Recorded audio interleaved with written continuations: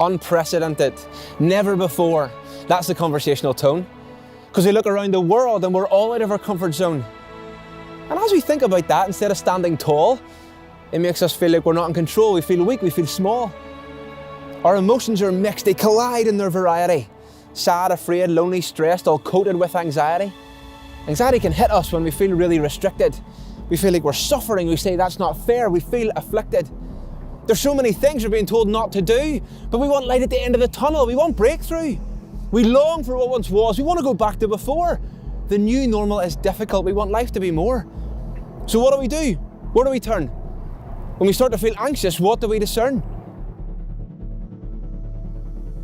My hope is my faith. I'm a Christian following Jesus, and I believe that in our anxious lives, He's the only one who frees us. I want to tell you about a guy named Paul, an ancient Jesus follower. He was really on the ball. Do not be anxious, wrote Paul, a Bible writer of some renown. You may say that's easy for him to say. He wasn't experiencing lockdowns. But that's where we'd be wrong, you see. He's writing from a cell. And what's more, on top of this, he tells people to rejoice as well. It's a different message from what we hear around the place, that we can rejoice and not be anxious, even in restricted space. Paul says he finds his joy in Jesus. That's where he turns to in times of dread. But what about this anxiety? What does Paul do with it instead? Do not be anxious about anything. He reminds the Lord is near. And understand, for some of you, maybe that doesn't feel clear. Put a request before God. That's what Paul says to do. After time in prison and the life he's lived, that's the result he's come to. In every situation, depend on God. Talk to Him in prayer. For those of you who have never done it before, I can understand this seems a bit rare. With thanks. That's how our prayers and petitions are meant to be presented. I know for some of you, maybe I sound a bit demented. But listen to Paul, because he talks about peace. And if we're honest, that's what we all want, our anxiety to cease. This peace, Paul says, comes from God. It goes beyond our own understanding. And what if that was real and accessible? Wouldn't that be outstanding? It's a peace that can guard our heart and mind. Now that's something I can get behind. Our hearts are more than our pumping organ. It's our control centre. It's what makes us tick.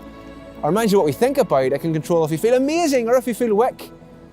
How we think and feel about God, ourselves and the world that we live in, is so important. So of course our heart and mind is where God's peace would begin. COVID-19 has given us all time to think. It's made us feel anxious. We don't swim, we sink.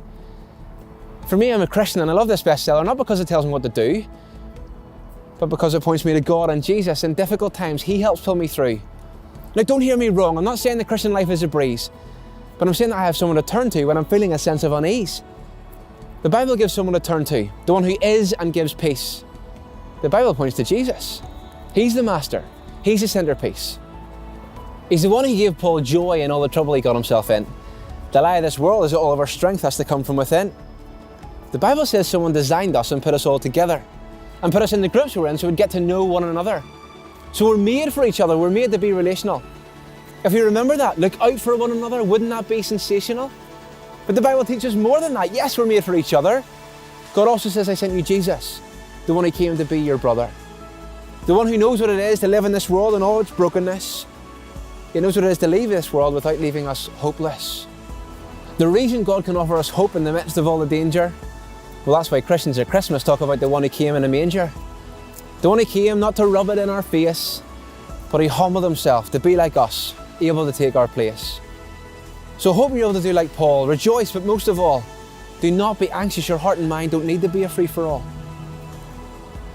But be thankful and present your request to the God that He points to. I know He's there for me and I believe He's there for you.